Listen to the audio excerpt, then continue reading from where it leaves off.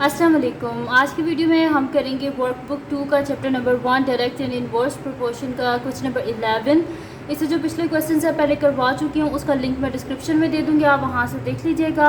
और अगर अभी तक आपने मेरा चैनल सब्सक्राइब नहीं किया तो उसको सब्सक्राइब कर दीजिए और बेल आइकन को लाजमी प्रेस कर दीजिएगा ताकि आपको न्यू आने वाली वीडियोज़ के बारे में पता चल सके।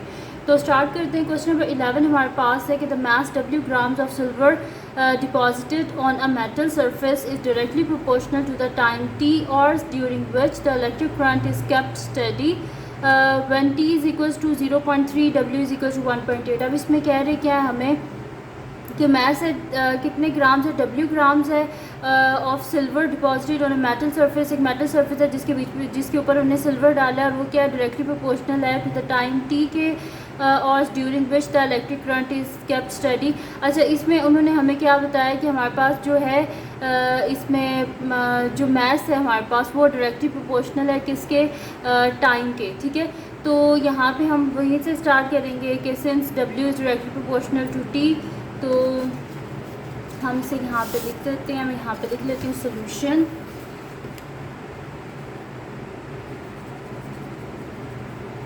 तो हम यहाँ पे लिख देंगे कि क्या हमारे पास है कि W is directly proportional to हमारे पास क्या है यहाँ पे T है। ठीक है, तो इसका मतलब क्या है कि हमारे पास क्या हो जाएगा कि W इज़ इक्वल्स टू मेरे पास हो जाएगा KT, where K is a constant. K को मैंने यहाँ पे एज अ कांस्टेंट यूज़ किया जब यहाँ से प्रोपोर्शनैलिटी का साइन जो है उसको मैंने हटाया है, तो वेयर के इज़ अ कांस्टेंट, के यहाँ पे एक कांस्टेंट वैल्यू है।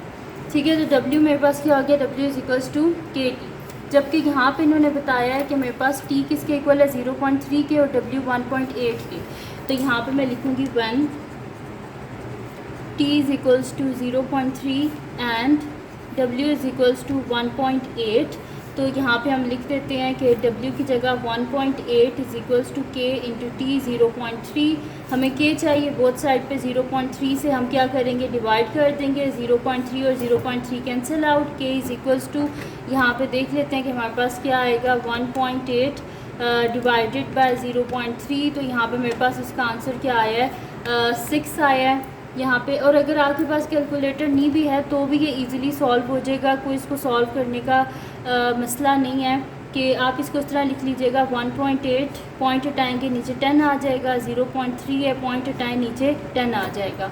डिवाइड को मल्टीप्लाई में चेंज करने के लिए क्या करते हैं, रेसिप्रोकल लेते हैं, तो मेरे पास हो जाएगा 18/10 मल्टीप्लाई बाय 10/3, इसका रेसिप्रोकल हो जाएगा। 10 और 10 कैंसिल आउट, 3 6 18। अगर कैलकुलेटर नहीं है तो ऐसे कर लीजिएगा कि K इज़ इक्वल्स टू क्या आ गया मेरे पास 6 आ गया। तो यानी कि ये इक्वेशन मेरे पास क्या बन गया, W इज़ इक्वल्स टू 60। अब देख लेते हैं इसका नेक्स्ट पार्ट क्या है। वो कह रहे हैं कि find the mass of silver that will be deposited in 2.5 hours. वो कह रहे हैं कि जो 2.5 आवर्स में अगर डिपॉजिट हो रहा है सिल्वर तो उसका मास कितना होगा वो हमने फाइंड आउट करना है। तो ये कोई मुश्किल नहीं है, टाइम गिवन है, इक्वेशन हमारे पास है तो हम ईज़िली फाइंड आउट कर सकते हैं। तो यहाँ पर मैं लिख देती हूँ सेकेंड पार्ट कि 1 T इज़ इक्वल्स टू 2.5। तो हमारे पास क्या हो जाएगा W इज़ इक्वल्स टू 6 और T की जगह क्या लिख देते हैं 2.5। ठीक है, तो यहाँ पे मेरे पास क्या हो जाएगा W इज़ इक्वल्स टू 2.5 को मल्टीप्लाई कर लेते हैं 6 से, 5 6 30, 6 2 12, 13 14 15। ठीक है, और यहाँ पे क्या है मेरे पास कि एक पॉइंट के बाद जो है वो एक डिजिट के बाद पॉइंट है, तो मैं यहाँ पे पॉइंट लगा देती हूँ। तो मेरे पास क्या आ गया W is equals to 15 grams. ठीक है, तो 15 grams of silver will be deposited. अब नेक्स्ट शीट पे हम इसका लास्ट पार्ट कर लेते हैं जिसमें वो हमसे कह रहे हैं कि draw the graph of W against T। तो यहाँ पे मैं लिख लेती हूँ थर्ड पार्ट जिसमें हमने ग्राफ जो है उसको बनाना है। तो ग्राफ बेशक आप ग्राफ पेपर पे बना लेना, मैं इधर आपको शीट पे ही बना के दिखा देती हूँ।